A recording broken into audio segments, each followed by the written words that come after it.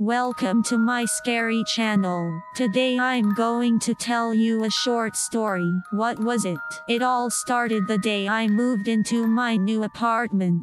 I was glad that I was finally able to find a place to my liking. But the very next night I realized that my feelings were far from the truth. The first signs of something unusual came when I went to bed. I heard rustling and grinding behind the wall, but I couldn't figure out what it could be. When I decided to get closer, the noises stopped. But that was only the beginning. With each night, the terrors intensified. I could feel that someone or something was around me. I couldn't sleep and constantly felt eyes on me. One day I heard a whisper. It sounded like a prayer, but I couldn't understand who was speaking or why. I left the apartment and went to my neighbors to find out what was going on. They said no one was here and that I should have called the police. But I couldn't call the police because I didn't know exactly what was going on. I decided to keep living here,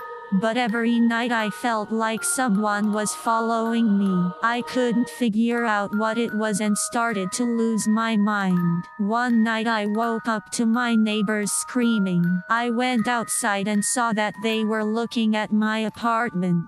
I knew something was going on there, so I went to the door. But what I saw over the threshold frightened me. The floor was covered with blood, and strange symbols had been drawn on the walls. A dead body was lying on the bed. I realized that it was something scary, and my desire to stay in that apartment was illusory. I packed my things and left there, even though I had lost everything I had. I realized that life is more valuable than any possession. I will never go back to that apartment again, and I will never forget the horror I experienced that day. To this day I ask myself the same question. What was that? Thank you for listening.